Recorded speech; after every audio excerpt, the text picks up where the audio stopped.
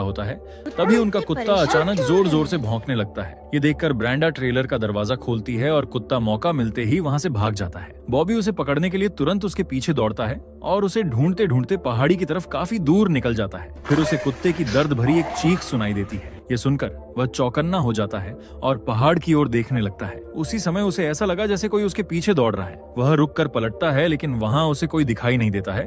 थोड़ा आगे बढ़ने पर उसे जमीन पर खून के निशान दिखाई देते हैं। वह डरते हुए उन निशानों का पीछा करता है, लेकिन कुछ दूर जाने पर उसे अपना कुत्ता मृत अवस्था में मिलता है। ये भयानक दृश्य देखकर बॉबी बुरी तरह से घबरा जाता है और वहाँ से भागने लगता है, लेकिन भागते समय उसका पैर फिसल जाता है, जिसके कारण वह एक गहरे गड्ढे में गिर जाता है, जिससे वह बेहोश हो जाता है। उसी समय लाल कपड़े में एक लड़की वहाँ आती है, जिसका नाम रूबी होता है। वह एक अजीब और विकृत दिखने वाली बच्ची है। जैसे ही लड़की ने खून की बूंदें लड़के के शरीर पर गिरती हुई देखी, तभी वह ऊपर की ओर देखती है, जहां उसका भाई मरे हुए कुत्ते का पैर खा रहा होता है। दूसरी तरफ डग डेजर्ट में चलते हुए एक सुनसान जगह तक पहुंच जाता है, जहां पर कई पुरानी गाड़ियां खड़ी हुई होती हैं। जब वह पास जाकर ध्यान से देखता है तो उसे समझ आता है कि सारी गाड़ियां टूटी फूटी और खराब हालत में होती हैं। उधर कार्टर रात होने से पहले गैस स्टेशन तक पहुंच जाता है और वहां मालिक को ढूंढने की कोशिश करता है, लेकिन वहां उसे कोई दिखाई नहीं देता। फिर वह गैस स्टेशन के एक कमरे में जाकर देखता है, जहां एक बैग रखा होता है। बैग में एक कटा हुआ कान और कुछ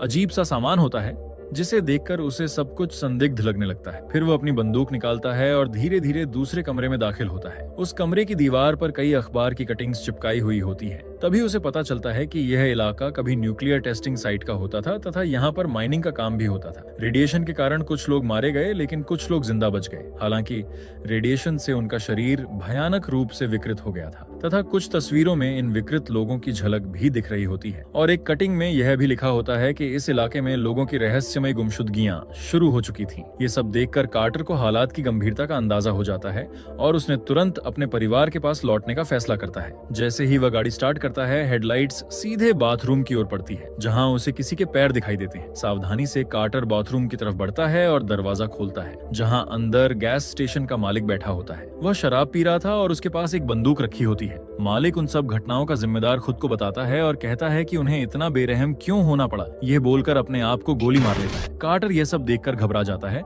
और जल्दी से वापस कार में जाकर बैठ जाता है, लेकिन जैसे ही वह रियर व्यू मिरर में देखता है, उसे पीछे की सीट पर एक भयानक चेहरा दिखाई देता है। वह तुरंत बंदूक उठाने की कोशिश करने लगता है, लेकिन उससे पहले ही उस पर जोरदार हमला हो जाता है, जिससे वह बेहोश हो जाता है। फिर हमलावर उसे एक ट्रॉली में डालकर माइंस की ओर ले जाना शुरू कर देते हैं। उधर जब बॉबी देर तक वापस नहीं आता है तो ब्रेंडा उसे ढूंढने बाहर निकल जाती है। दूसरी तरफ रूबी अब भी बेहोश पड़े बॉबी के पास बैठी होती है, लेकिन जैसे ही उसे ब्रेंडा की आवाज सुनाई देती है, वह घबरा गई